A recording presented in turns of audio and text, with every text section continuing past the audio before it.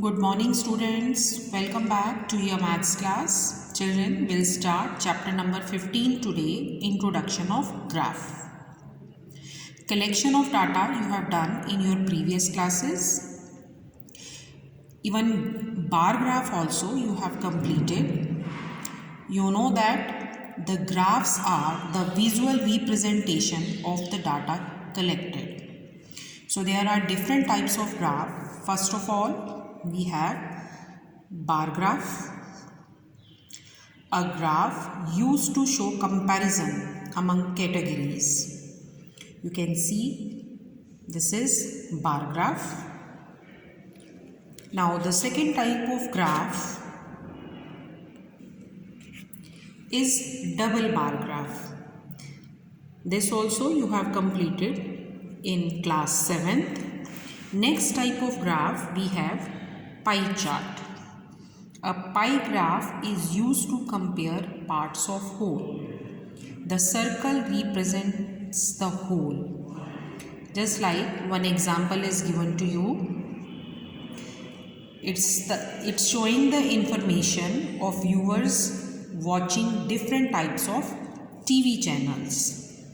That 50% entertainment, 10% informative, 15% news and 25% sports.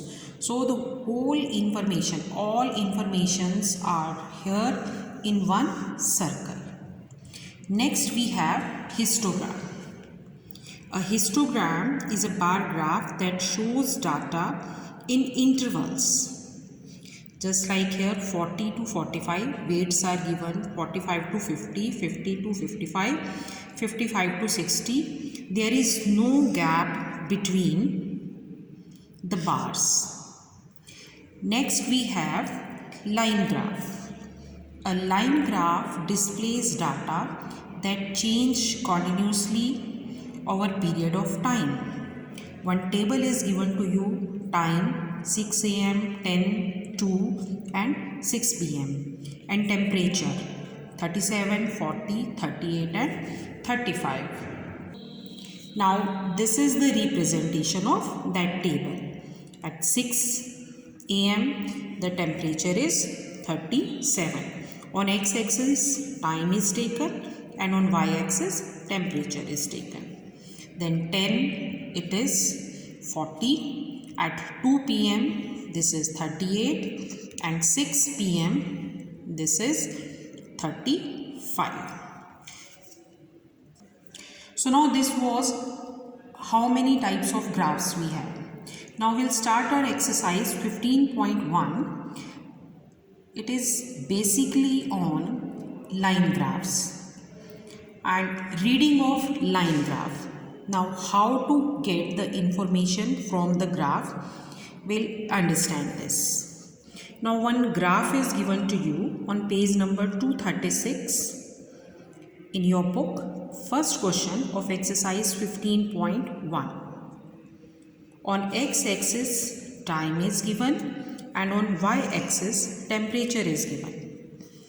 The following graph shows the temperature of a patient in a hospital recorded every hour. Now at the place of table, one graph is given to you. You have to read it and you have to give the answer of these questions. What was the patient's temperature at 1 pm? So from graph we'll come to know. Now we'll see at 1 pm this is in between 36 and 37. So your answer will be 36.5 degree Celsius. Second question is, what was the patient temperature? When was the patient's temperature 38.5 degree Celsius? Now we'll see, this is 38, 39, this is 38.5 and this temperature at 12 noon.